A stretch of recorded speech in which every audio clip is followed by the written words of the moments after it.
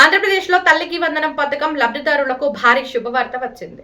ప్రభుత్వం 13,000 రూపాయలు ఆర్థిక సహాయాన్ని విడుదల చేసే తేదీని అధికారికంగా ప్రకటించింది. కానీ డబ్బులు అందుకోవాలంటే ముందుగా ప్రతి అర్హత ఉన్న తల్లి తప్పనిసరిగా 2 పనులు పూర్తి చేయాలి. అలాగే గతంలో డబ్బులు రాని 2 కొత్త వర్గాలకు కూడా ఈసారి అవకాశం కల్పించినట్లు సమాచారం. ఆ 2 వర్గాలు ఎవరు? డబ్బులు ఎప్పుడు జమ అవుతాయి?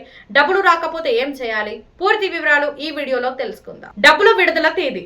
ప్రభుత్వం విడుదల చేసిన అధికారిక సమాచారం ప్రకారం ఈ నెల 22న తేదీ నుండి తల్లికి వందనం పథకం 13,000 రూపాయలు విడుదల చేయనున్నట్లు ప్రకటించింది. అర్హులైన తల్లుల బ్యాంకు ఖాతాల్లో నేరుగా ఈ మొత్తాన్ని జమ చేయనున్నారు.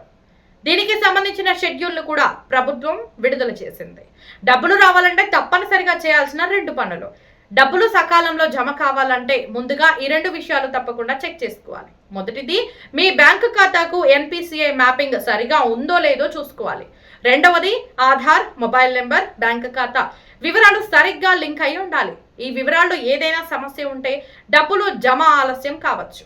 అందుకే ముందుగానే మీ బ్యాంకు లేదా గ్రామ, వార్డు సచివాలయంలో ధృవీకరించుకోవడం మంచిది. ఈసారి కొత్తగా అవకాశం పొందిన 2 వర్గాలు. ఈసారి ప్రభుత్వం గతంలో లబ్ధి పొందని 2 వర్గాలపై ప్రత్యేక దృష్టి పెట్టినట్లు సమాచారం. 1, అంగన్వాడీ కార్యకర్తలు, టీచర్లు, ఆయాలు. గతంలో వీరిలో చాలా మందికి ఈ పథకం ప్రయోజనం అందలేదు. కానీ ఈసారి అర్హత ఉంటే వీరిని కూడా పథకంలో చేర్చే అవకాశం ఉందని పేర్కొంది. 2, పారిశుద్ధ్య కార్మికులు.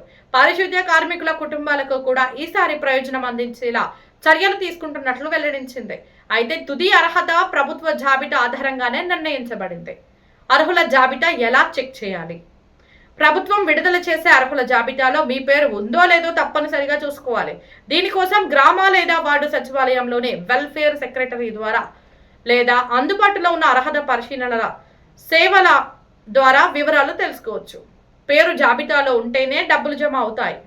డబ్బులు రాకపోతే ఏం చేయాలి? ఒకవేళ 22వ తేదీ నుంచి కూడా మీ ఖాతాలో డబ్బులు జమ కాకపోతే ప్రభుత్వం ఇచ్చిన షెడ్యూల్ ప్రకారం గ్రీవియన్స్ నమోదు చేసుకునే అవకాశం ఉంటుంది.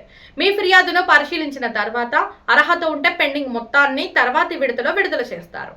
విద్యార్థుల కోసం ముఖ్యమైన సూచన. కొత్తగా మొదటి తరగతి నుంచి లేదా ఇంటర్మీడియట్లో చేరే విద్యార్థుల తల్లిదండ్రులు ప్రభుత్వం సూచించిన గడువులోగా పిల్లలను సంబంధిత పాఠశాల లేదా కళాశాలలో చేర్పించాలని సూచించింది.